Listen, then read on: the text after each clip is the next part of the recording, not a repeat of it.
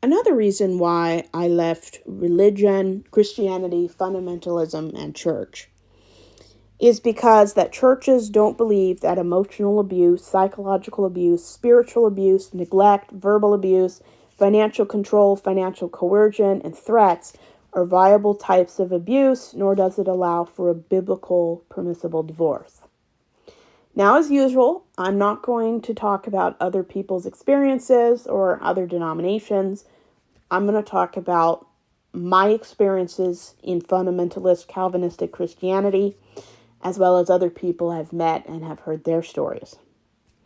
If this is not your experience, great. If it is, or it's different, put your thoughts and experiences in the comments.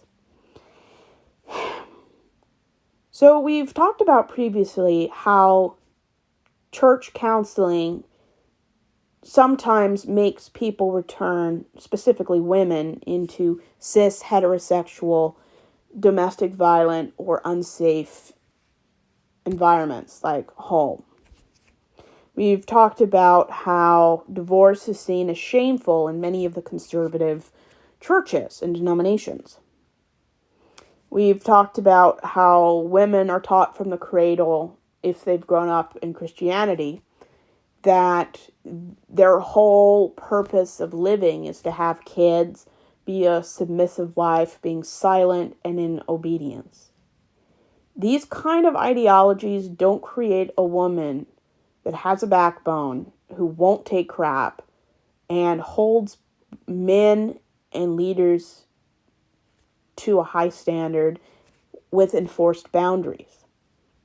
I'm sure there are women out there that are independent, with boundaries, and have a backbone. It's seen as a threat in some of these fundamentalist churches if a woman knows what she wants and goes after it. And when churches barely believe that physical violence and domestic violence are legitimate excuses for biblical divorce, how much harder is it to convince members of churches, spiritual leaders, or even friends that verbal, emotional,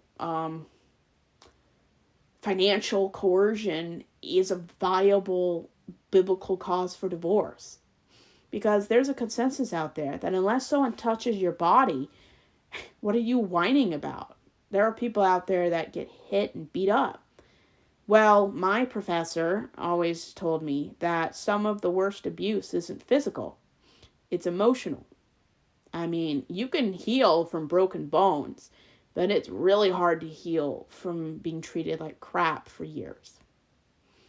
And that's one reason why victims of domestic violence, it's hard or even impossible to leave, because they have no self-confidence.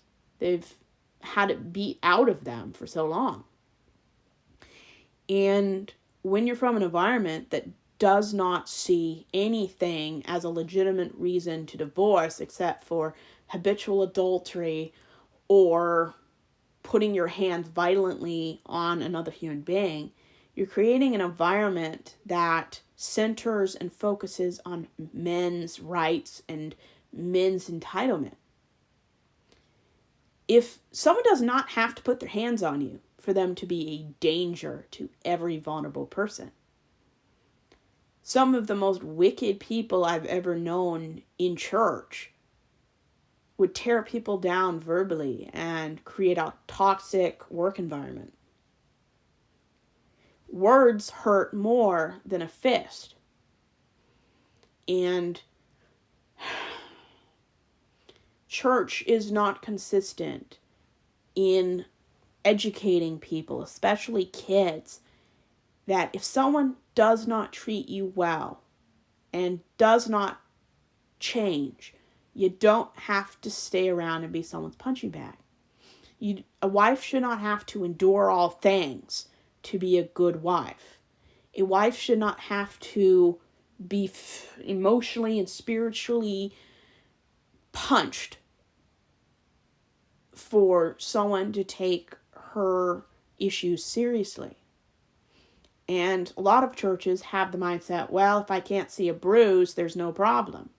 And even if there's physical violence,